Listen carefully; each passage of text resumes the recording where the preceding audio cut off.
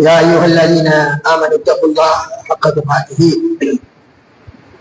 ولا تموتن إلا وأنتم مسلمون. يا أيها الذين آمنوا اتقوا الله وقولوا قولا سديدا يصلح لكم أعمالكم ويغفر لكم ذنوبكم ومن يطع الله ورسوله فقد فاز فوزا عظيما. يا أيها الذين آمنوا اتقوا الله ولتنظر نفس ما قدمت لغد واتقوا الله.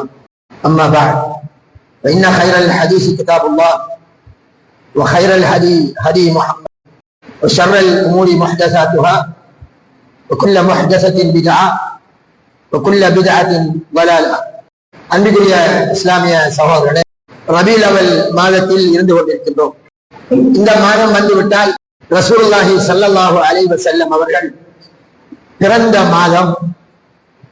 எனவே ரசூலுல்லாஹி ஸல்லல்லாஹு அலைஹி வஸல்லம் அவர்களின் பிறப்பை நாங்கள் எல்லோரும் கொண்டாடுவோம் என்று உலகில் உள்ள முஸ்லிம்களில் ஒரு சாரார் மிக பெரும் நன்மையான காரியமாக கருதி அதனை கடைபிடித்து வருகிறார்கள். இதேவேளை முஸ்லிம்களில் ஒரு சாரார் நீங்கள் ரசூலுல்லாஹி ஸல்லல்லாஹு அலைஹி வஸல்லம் அவர்கள் மீது பிறந்த நாள் கொண்டாடுவது, அரபியில் சொன்னால் மீலாது விழா, இது வழிகடாத காரியம், இது போன்ற வழிகளில் நரகத்திற்கு இட்டு செல்லும் என்று கூறுகிறார்கள்.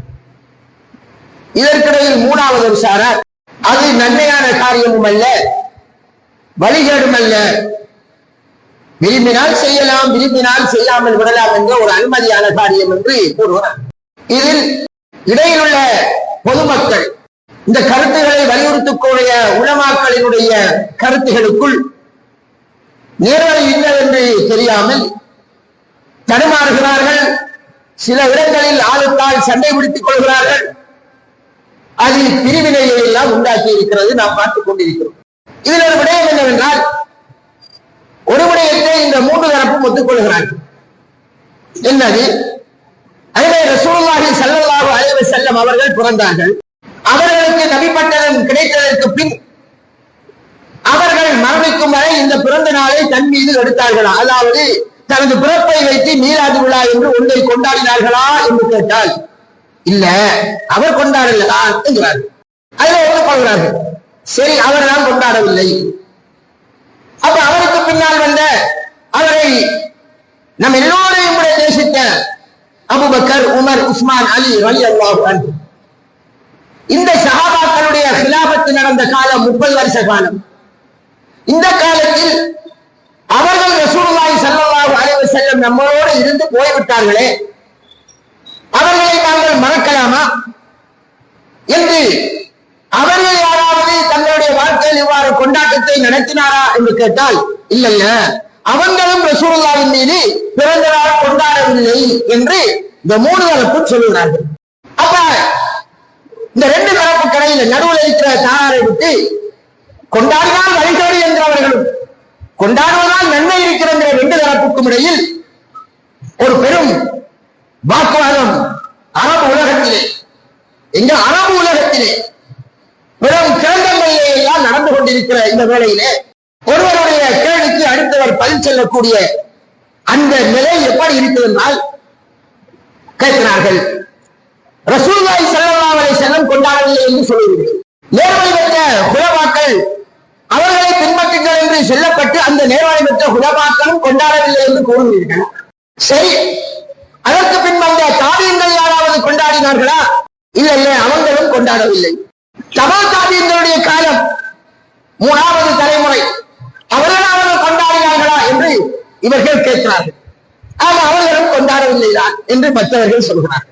நபியல்லாஹ் ஸல்லல்லாஹு அலைஹி வஸல்லம் அவர்கள் கைருன் நாஸி கர்னி தும்மல்லதீன யலூனஹும் தும்மல்லதீன யலூனஹும் என்று சொன்னார்களே, மனிதர்களிலே சிறந்தவர்கள் வாழக்கூடிய காலம் எனது காலம், பின்னர் அதை அடுத்து வரக்கூடிய காலம் தாபியங்கள் காலம், பின்னர் அதை அடுத்து வரக்கூடிய காலம் தபா காலம். அப்ப இந்த 3 நூற்றாண்டுகளில் இருந்த அல்லது 3 தலைமுறைகளும் கொண்டாடவில்லை. அப்ப நீங்கள் கொண்டாடுகிறீர்கள் என்றால் அதுக்கு ஒரு பதில் சொல்வார். அந்த பதிலை சொல்கிறேன். அதற்கு முந்தி சரி, இந்த உலகத்திலே இந்த மார்க்கத்தை பாதுகாப்பதற்காக மார்க்கத்தினுடைய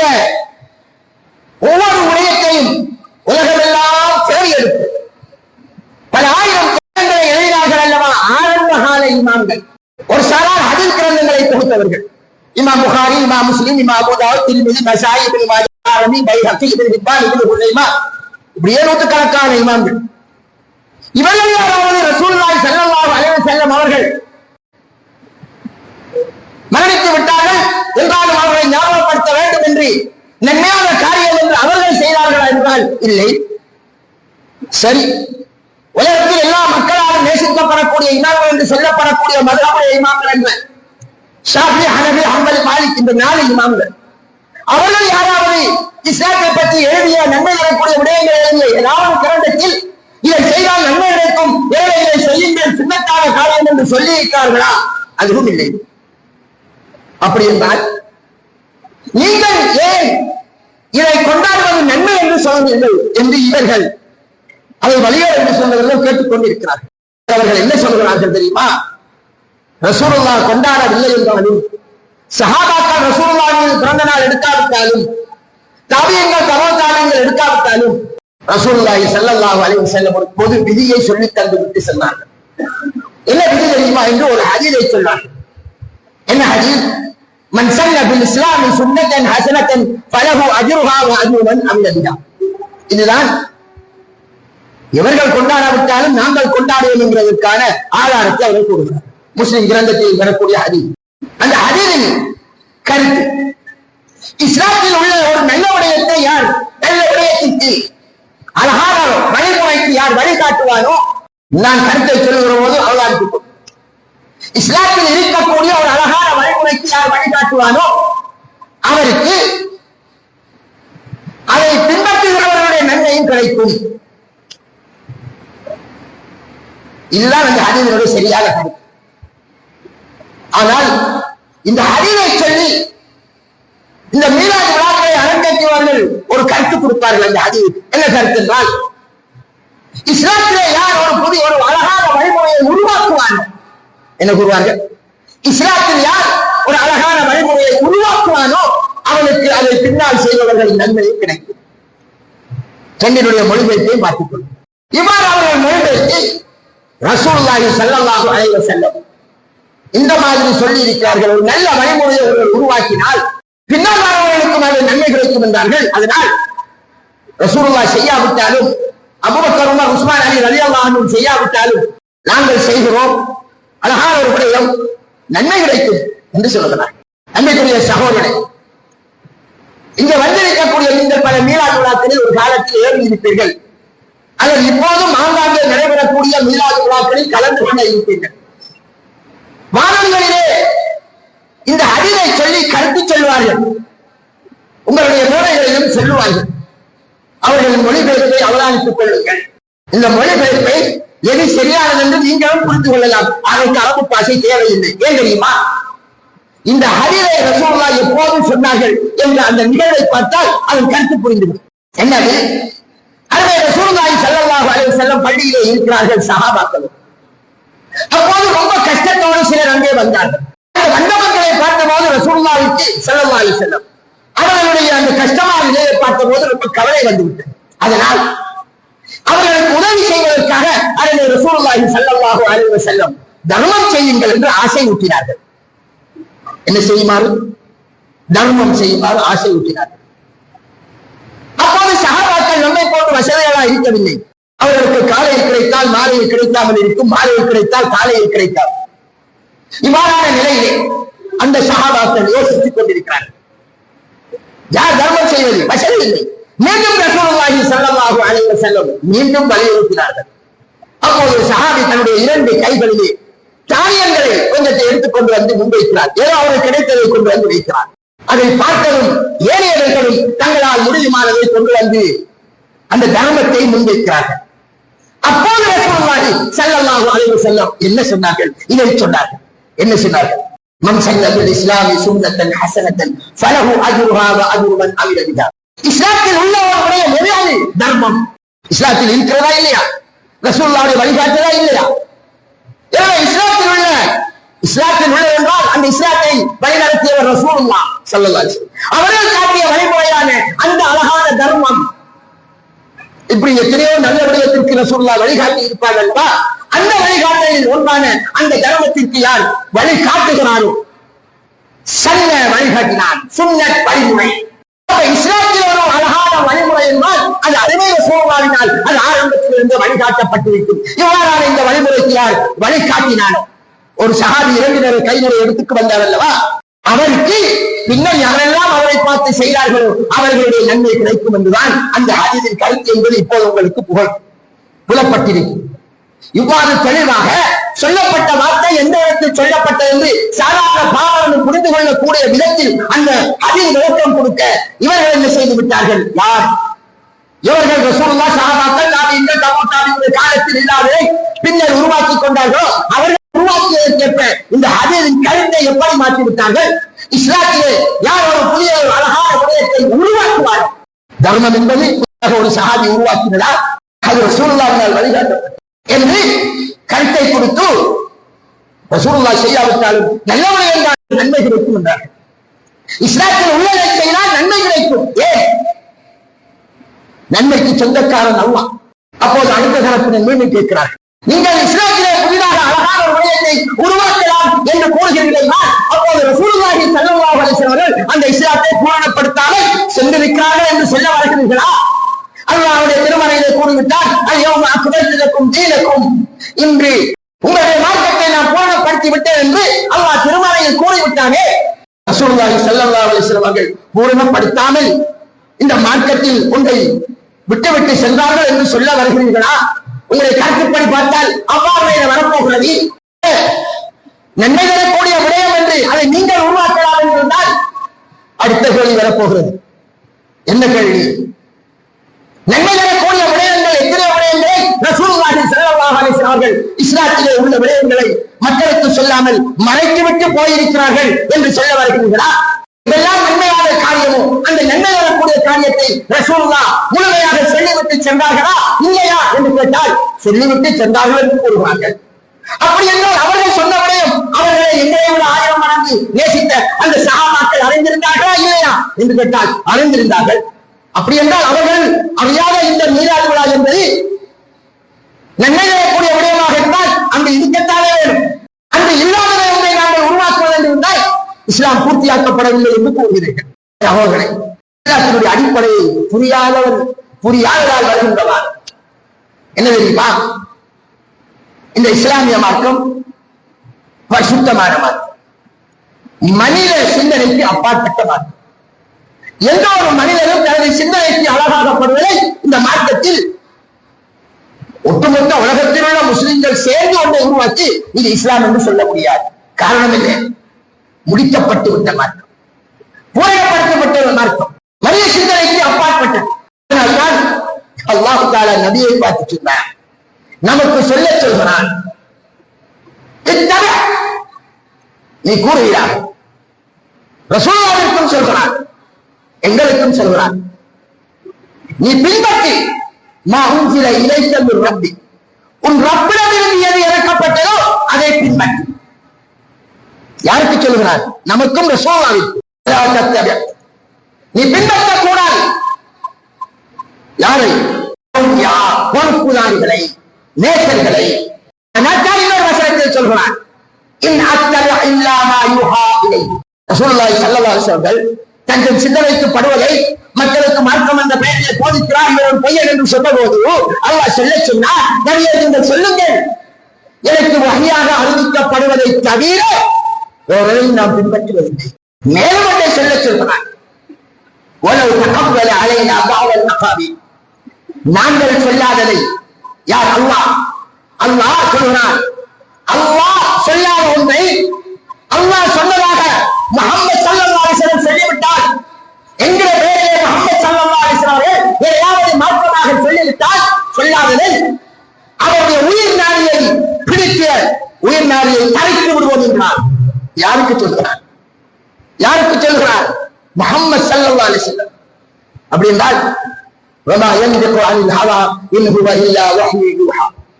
தன் சுய கருத்து பிரகாரம் அவர் மார்க்கம் என்ற பெயரில் நுழைய மாட்டார், பேச மாட்டார். அல்லாஹ்விடம் இருந்து அறிவிக்கப்படக்கூடிய வகையை அங்கு கிடையாது. அவ்வளவு பரிசுத்தமான மார்க்கம். 1400 வருடங்கள் முன் அருமை ஸல்லல்லாஹு அலைஹி வஸல்லம் அவர்கள் எதெல்லாம் நன்மை கிடைக்கும் என்று சொன்னாரோ அவ்வாறான விடயங்களை தெளிவாக சொல்லிவிட்டார்கள் என்றால் அதற்கு பின் புதிதாக ஒருவர் நம்பி ஒன்றை உருவாக்கிவிட்டு இது நன்மை கிடைக்கும் என்று சொன்னால் அது நன்மைக்குரிய காரியம் அல்ல, மாறாக அது பாவத்துக்குரிய காரியம். ஏன் தெரியுமா? அதில் ஒரு யதார்த்தத்தை புரியுங்கள். ஏன் தெரியுமா? அவர் மார்க்கத்தில் கை வைத்து விட்டார். அல்லாஹ்வுடைய அறிவில் வந்த இந்த மார்க்கத்தில் தனது குறைவான அறிவுள்ள சிந்தனையின் உருவானதை கொண்டு வந்து அல்லாஹ்வோடு இணைக்கிறார். மறைமுகமாக அவர் அல்லாஹ்வுக்கு இணை வைக்கிறார். என் கருத்தும் அல்லாஹ்வுடைய கருத்துக்கு ஈக்குவலாகும் என்று அவர் சொல்லாமல் சொல்றார். அவ்வாறு சொல்வதால் அவர் அல்லாஹ்வுக்கு இணை வைக்கிறார். நான் சொல்லவில்லை, அல்லாஹ் அல் குர்ஆனில் கூறுகிறார், அம் லஹும் ஷுரகா ஷரஉ லஹும் மின தீன் மா லம் யஅலம் பில்லாஹ். இந்த மார்க்கத்திலே அல்லாஹ் அனுமதிக்காததை மார்க்கத்தின் பெயரால் சொல்லுவதற்கு இவர்களுக்கு இணையாளர்கள் இருக்கிறார்களா என்று கேட்கிறார். இணையாளர்கள் சரி. அவர் ஒருவர் அன்று 1400 வருடங்களுக்கு முன் ரசூலுல்லாஹ் மார்க்கமாக சொல்லித்தராத விடயத்தை இதுவும் நன்மைக்குரிய காரியம், ரசூலுல்லாஹ் செய்யாவிட்டால் வழிகாட்டாவிட்டாலும் இதை நாங்கள் செய்தால் நன்மை கிடைக்கும் என்று சொன்னால் அவன் நன்மைக்கு சொந்தக்காரன் யாரு? அல்லாஹ். இந்த மார்க்கத்தின் சொந்தக்காரன் யாரு? அல்லாஹ். அல்லாஹ் நன்மை கொடுத்த சொந்தக்காரன் இருக்க அல்லாஹ்வுடைய அந்த ஸ்தானத்தில் அவன் இருந்து பேசுகிறான். அல்லாஹ்வுடைய உரிமை அல்ல அவன் கை வைக்கிறான். அதில் யாருக்கும் அதிகாரம் கிடையாது. அதைத்தான் அல்லாஹ் கேட்கிறான். இனில் ஹுக்மு இல்லா அல்லாஹ். மார்க்கத்தின் பேரால் தீர்ப்பு கொடுக்கிறது இருக்கிறதே அந்த அதிகாரம் அல்லாஹ்வுக்கு வேறு யாருக்கும் கிடையாது. அதை ஒருவர் கை வைத்து விட்டால் அவர் விலை வைக்கிறார் என்று சொல்கிறார். இந்த யதார்த்தம் இதை புரிந்தால் உங்களுக்கு விளங்கும். மீலாது விழா என்கிறது என்கிற சப்ஜெக்ட் அல்ல, மார்க்கத்திலே கை வைப்பது. ரசூலுல்லாஹ் இந்த மார்க்கத்தை பூரணப்படுத்தாமல் போயிருக்கிறார் என்கிறவருடைய ஏன் நன்மை கிடைக்கும் என்றால் எங்கிருந்து வரும் நன்மை? நான் ஒரு வாக்கியத்துக்கு நன்மை தாருக்கு அல்லாஹ் என்ன நான் கட்டளையிட்டால் அவன் செயல்படுத்துவதற்கு எனக்கு அடிமையா? அல்லது அவன் சொன்னதை நான் செயல்படுத்தினால் அவன் சொன்ன பிரகாரம் செய்வதற்கு நன்மை தாரதற்கு அவன் உரிமையாக முற்றுப்புள்ளி வைத்தார்கள் ரசூலுல்லாஹ் மன்னிப்பதற்கு முன். இந்த வாக்கியத்தில் யார் புதிதாக ஒரு விடயத்தை உருவாக்கினார்? நிராகரிக்கப்பட்டது. மாற்றம் பூர்த்தியாக்கப்பட்டது. இன்றைக்கு மாற்றம் பூர்த்தியாக்கப்பட்டு 1438வது வருடம் அந்த ரசூலுல்லாஹ் மார்க்கத்தின் நன்மை வரக்கூடிய விடயம் என்று எதை சொல்லாமல் சென்றார்களோ அதை அவருடைய மரணத்தின் பின் யாராவது புதிதாக உருவாக்கினால் ரசூலுல்லாஹ் தீர்ப்பு கொடுத்தார்கள். அது நிராகரிக்கப்பட்டது. புதிதாக உருவாக்கப்படக்கூடிய ஒவ்வொன்றும் பிதஅத் வழிகேடு என்றார்கள். எல்லா வழிகேடுகளும் நரகத்துக்கு இட்டு செல்லும் என்பது எல்லோருக்கும் தெரியும். சகோதரே, இது நன்மை வரக்கூடிய காரியம் என்று சும்மா சாதாரணமாக சொல்லிவிட்டு சென்று விட்டார்கள். அதை நம்பி மக்கள் கோடிக்கணக்கில் எல்லாம் செலவழித்துக் கொண்டாடுகிறார்கள். அது நன்மைக்குரிய காரியமா அல்லது நரகத்துக்கு இட்டு செல்லக்கூடிய மார்க்கத்தில் கை வைக்கிற காரியமா என்பது உங்களுக்கு இப்போது புலப்பட்டிருக்கும். சாதாரணமாக ஒரு இன்ஜினியர் ஒரு வீடை கூறுகிறார். வீடை கூறிவிட்டு கட்டக்கூடிய அந்த கொடுத்து விடுகிறார். அதாவது கீழே உள்ள ஒருவருக்கு கொடுத்து விட்டு போகிறார். இந்த பிளேனை கட்டுங்கள். இன்ஜினியர் போய்விட்டு வருகிறார். அந்த பிளேனை கீழே இருந்து சேஞ்ச் பண்ணி அதை கொஞ்சம் சேர்த்து அவரை விருப்பத்துக்கு செஞ்சிருக்கார். என்ன நடக்கும்? அந்த இன்ஜினியர் அவரை தொடர்ந்து வச்சுக்கிட்டு தம்பி போவார். ஒரு மனிதன் கட்டுகின்ற வீட்டிலேயே அவன் போட்ட பிள்ளையிலேயே ஒருத்தன் கை வைத்து ஏறால் மனிதனை படைத்து அவன் இப்படித்தான் வாழ வேண்டும், இது நன்மை தரக்கூடியது, இது பாவம் செய்து தரக்கூடியது என்று அனைத்தையும் முழுமைப்படுத்தி அந்த ரப்பு போட்ட அவனுடைய அந்த மாற்றத்திலே கை வைப்பது என்பது சாதாரண குறைவுள்ள மனிதன். என்ன நடக்க போவது தெரியாத இந்த மனிதன் கை வைப்பது என்பது மாபெரிய பாவம். இந்த இஸ்லாத்தின் புனிதத்துவத்துக்கு எதிராக நாம் வழங்குவது. மனித சிந்தனைகளால் உருவாக்கப்பட்டதல்ல இஸ்லாம். மனித சிந்தனை தப்பால் சிந்தனை என்கிற அந்த சிந்தித்து சென்று உருவாக்குகின்றனர் என்ற தத்துவத்திலே இல்லாத அல்லாஹ் அவன் அறிவு சிந்தனைகள் எல்லாவற்றையும் கடந்தது. அவன் சிந்தித்து உருவாக்குவதல்ல, நாங்கள் சிந்தித்து உருவாக்குவோம். அந்த ரப்பு யாவற்றையும் முக்காலத்தையும் சமனாக அறிந்த அல்லாஹ்வுடைய இந்த மார்க்கத்தை கை வைக்கக்கூடிய மிக பெரும் பாவம். யதார்த்தத்தை புரிந்து கொள்ள வேண்டும். ரசூலுல்லாஹி ஸல்லல்லாஹு அலைஹி வஸல்லம் அவர்கள் வாழ்க்கையில் சில விடயங்களை இந்த இஸ்லாம் எந்த அளவுக்கு புனிதமானது, மதிகளாருக்கு அது கை வைக்க முடியாதது என்பதை சில நபிகளால வரலாற்றில் ஏற்படுத்தப்பட்ட சில சம்பவங்கள் மூலமாக கியாம நாள் வரைக்கும் உள்ள மக்களுக்கு படிப்பினையாக இருப்பதற்கு குர்ஆனிலே அல்லாஹ் வசனத்தையே வைத்திருக்கிறார். சூரத்து தஹரீம் அல்லாஹ் என்ன கூறுகிறார்?